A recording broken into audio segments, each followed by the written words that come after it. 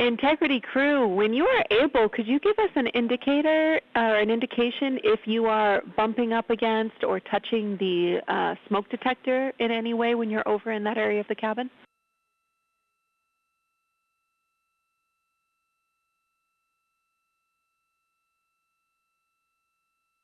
I think MCC reported some erroneous data yesterday. Maybe that's happening again. We had a towel over there, but we don't think we're bumping into it.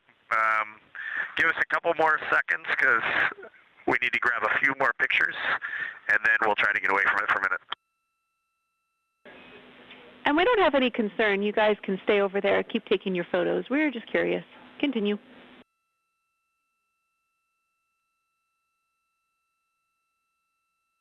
This is Artemis Mission Control in Houston, Texas. We're currently 7 days, 5 hours. All right, sounds good, Jenny. Yeah, we caught a view of Earth in window 1, and now we're completely distracted for a little bit. You guys are looking great. Thanks. Yeah, we love that. We were just noticing, it's really cool actually, in the data that ECOM's seeing, they're seeing an indication on the smoke detector, and they think it's when the flash goes off. So we were just curious. Thank you. This is Artemis Mission Control in Houston, Texas. We're currently 7 days, 5 hours, and 22 minutes into the Artemis 2 mission. You can see the crew there on your screen inside the Orion spacecraft, which was named Integrity by its crew. They are currently capturing some images. It looks like they're capturing images of each other in front of one of the cabin windows with a view of Earth outside. And of course, we have been uploading and sharing imagery as we receive it from the crew. There on your screen from left to right, you can see NASA astronaut Christina Cook, NASA astronaut Reed Wiseman, and Canadian Space Agency astronaut Jeremy Hansen. And it looked like Reed was trying to show off the image that he was capturing just now.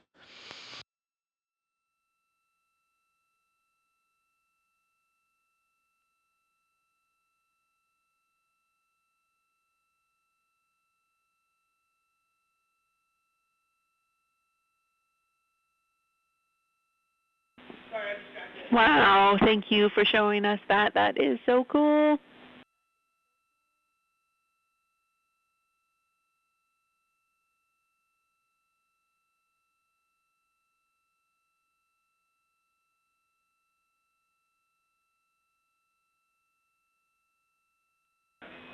We look like we're smiling at you, like a little Cheshire cat.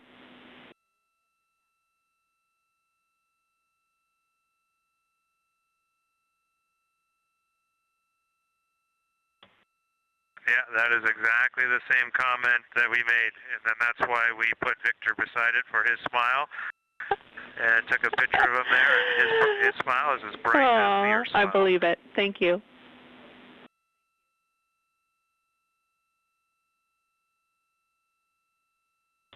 Sunny 16 when you need to take a picture of a happy hike.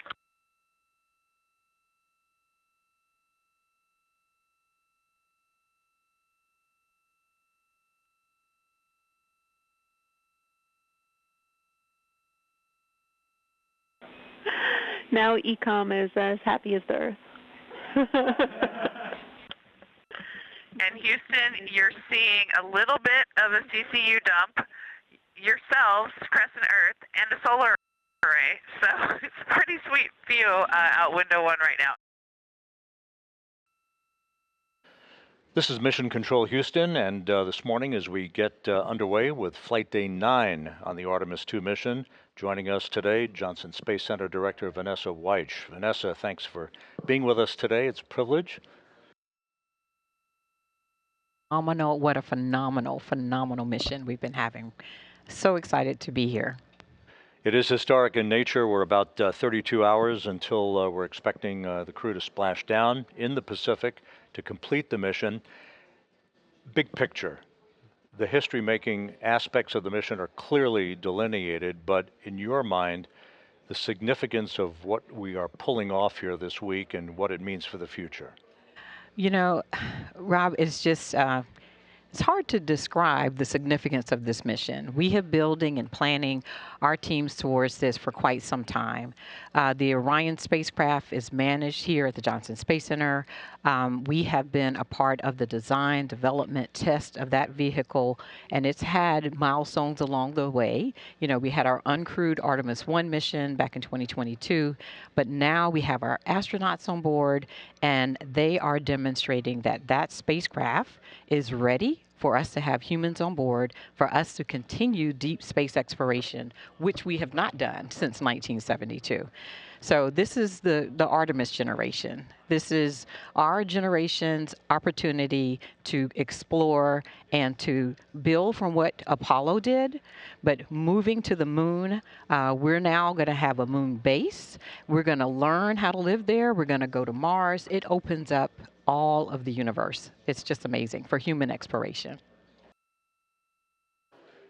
And we're on board Integrity with our 4 astronauts, Christina Cook on the left, Victor Glover, Commander Reed Wiseman, and Jeremy Hansen of the Canadian Space Agency on the right.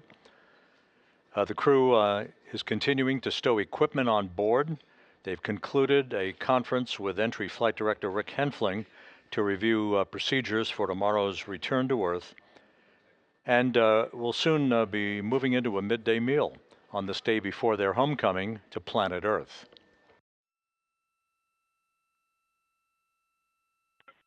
And Jackie, while I have you, we just wanted to express even more our gratitude for these awesome, I'll call them drink notes and drink messages. So many people wrote really cool, heartfelt messages on our bonus drinks, and we are just smiling ear to ear every time we look at one. So thank you so much. It was really fun to find these, and they're really giving us a boost for Entry Day. We will make sure that message gets heard by everyone who needs to hear it. Thank you.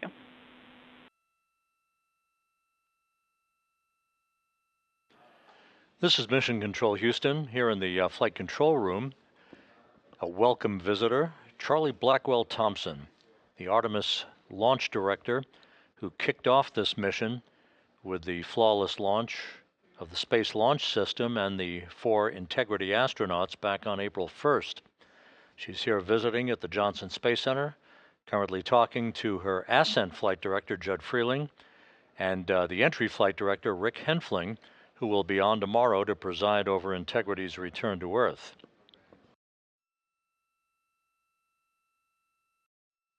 One other countdown clock that's ticking here in the mission control room is the halfway mark en route back to the moon.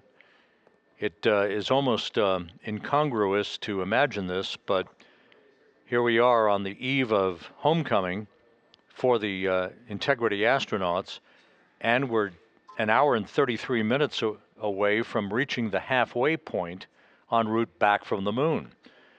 It's just the way orbital mechanics works, that sets the course and the velocity and the entrapment of Integrity into the grip of Earth's gravity that dictates all of that. But again, we're about a little over an hour and a half away from reaching the halfway point back from the moon for the splashdown in the Pacific tomorrow night.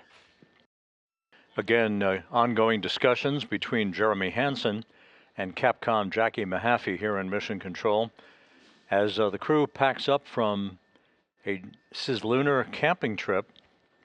This is very much akin to what you would do after a camping trip or a holiday vacation. There was no holiday involved here. It was simply an historic flyby of the moon that occurred several days ago.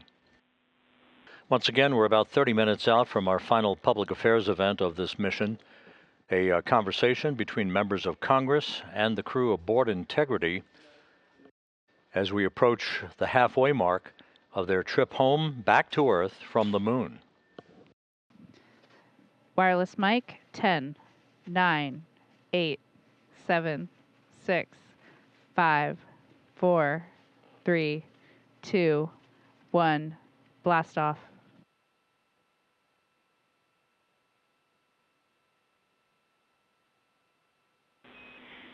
Copy blast off. Good scene and voice. We'll be ready on time. And we have the camera off just to prevent overheating and battery drain. Confirm you got a good image coming down. We do have an image coming down.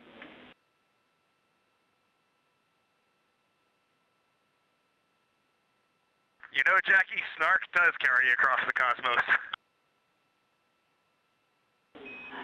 That delayed smile made me feel very good. Good evening, Artemis 2 crew. As you all approach your final day on this historic journey around the moon, the people of Earth remain inspired by your mission. They are energized by space exploration, and most importantly, they're eager to have you all home very soon.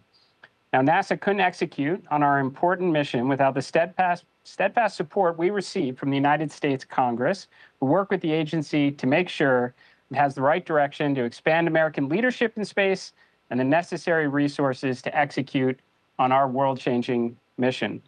Now, we have several NASA congressional supporters online today, and they have a few questions they'd like to ask you on behalf of their constituents across the country. I can only imagine the awe and wonderment you feel, but I want to just start by saying thank you. You are inspiring. That is not hyperbole when Jared speaks about the people of Earth. Across the planet, people are watching you and amazed, watching you put food packets away, as we were doing just a few minutes ago, watching you float around with the floating head, and you are bringing people together all across our globe. So thank you. Thank you for your good cheer. Thank you for your eloquence. Thank you for inspiring people. I have two questions. Number one, if you could go back in time and talk to yourself at age 10, what would you tell yourself about going to the moon? And then question two, if and when they make a movie about this, who do you want to play you? Well, sir, it's an honor to be with all of you, and please say hello to all of our colleagues there at Johnson Space Center. We can't wait to be back. My 10-year-old self, I recently found some photos of myself on a family vacation at Kennedy Space Center, and we were posing in front of the Saturn V rocket with my siblings, and my parents. And if I could have told that little girl who took home a picture of Earthrise and hung it in her room that she would eventually launch from that same place to see that same view, I'm pretty sure she would not believe it. But even though I still can't believe it, and she certainly wouldn't believe it, she chased that dream, and it ended up happening. It's such an honor to hear that we've inspired. That's truly one of the top things that we ever wanted to do. And I am definitely not answering the movie question. That's going to be for Reed. Senator Cruz, it's great to talk to you, and thank you for visiting our friends and family there at the Johnson Space Center. That is fantastic. We've thought a little bit about the movie, and I think that's way out of our pay grade. So we don't know who's going to play us. That's up to whoever decides. But one thing we do know for certain is this guy is going to be played by Buzz Lightyear, 100%, no doubt. I have a question from one of our local voters here in Indian River County. Her name is Renee, and she said, what were you thinking when you were going around the moon, the furthest ever from Earth, on the dark side of the moon? We'd love to hear your thoughts as you made your way around the moon out of radio contact. So during the time of the nearest approach to the moon, we were doing so much science. I took a brief moment to say a short prayer of gratitude for being sent on this mission and trusted with, bringing back scientifically relevant information. And I also just felt like I was hoping that people looked up and were watching to see when we came back into communication, and that maybe there was a chance that folks would feel a sense of togetherness. We have a moment of silence whenever something solemn and that requires reverence or someone that we love has passed away, but maybe we could call it a moment of togetherness. As we were in radio silence, I was really hoping that we could just have a sense. You heard the word togetherness a lot from our crew, and really was hoping that while we were waiting to get back in contact, that people could just feel that sense of togetherness, that we were all a crew on Spaceship Earth. And integrity, just over 10 minutes ago, as you were having that event, You passed the halfway home mark.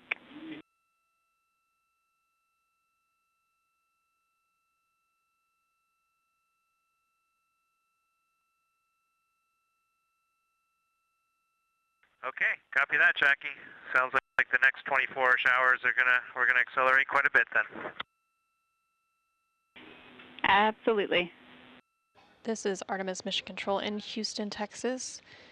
The final targeting for the upcoming return trajectory correction burn, or RTC2 burn, has been completed, and we do expect that RTC burn to take place in about 29 minutes from now. As of right now, it's expected to be a 5.37 foot per second delta velocity burn and approximately a 9-second burn. This will be using the 8 auxiliary pulse-X thrusters on the Orion spacecraft. Here in Mission Control Houston, the team on console is currently conducting their go, no-go poll for that upcoming return trajectory correction burn. And again, this burn will further fine-tune the trajectory and the path of the Orion spacecraft as it makes its final approach ahead of that re-entry and splashdown targeted for Friday, April 10th. Integrity Houston, tank pressures are good for the burn.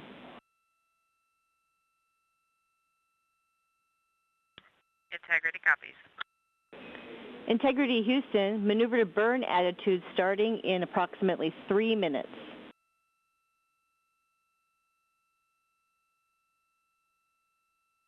We're expecting the same. Thanks, Amy. This is Artemis Mission Control in Houston, Texas.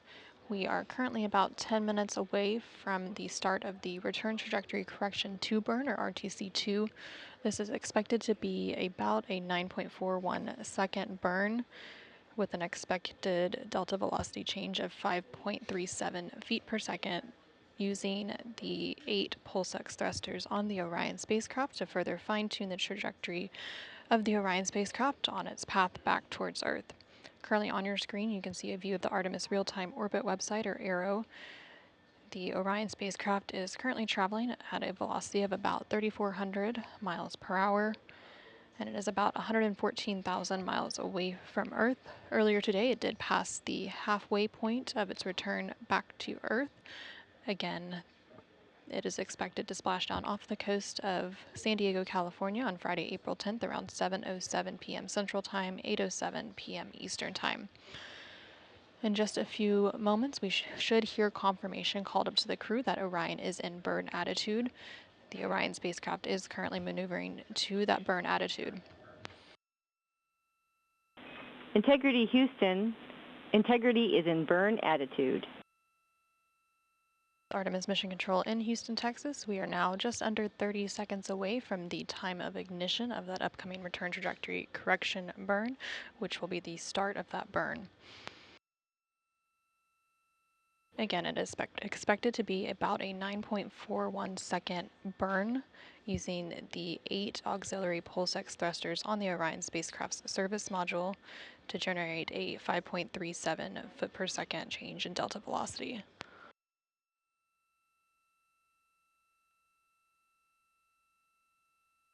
And we do have confirmation that the return trajectory correction burn has started, that taking place at 9:53 p.m. Central Time, 10:53 p.m. Eastern Time. And we also now have confirmation that the burn has completed, again, that taking place at 9:53 p.m. Central Time, 10:53 p.m. Eastern Time.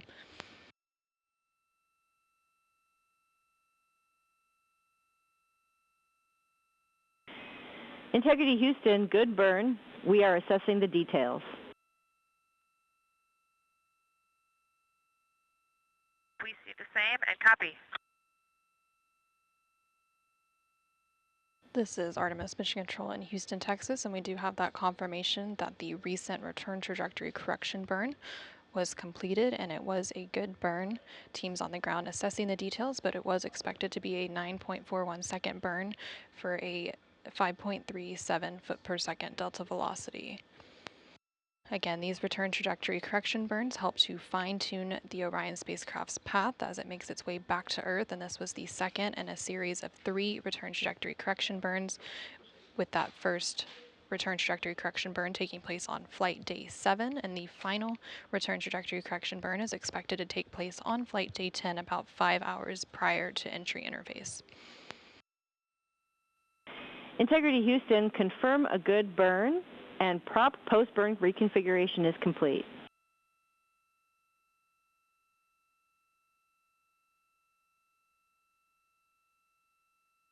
We copy all, and we have a gorgeous view of you out window 2. Awesome, we're waving at you.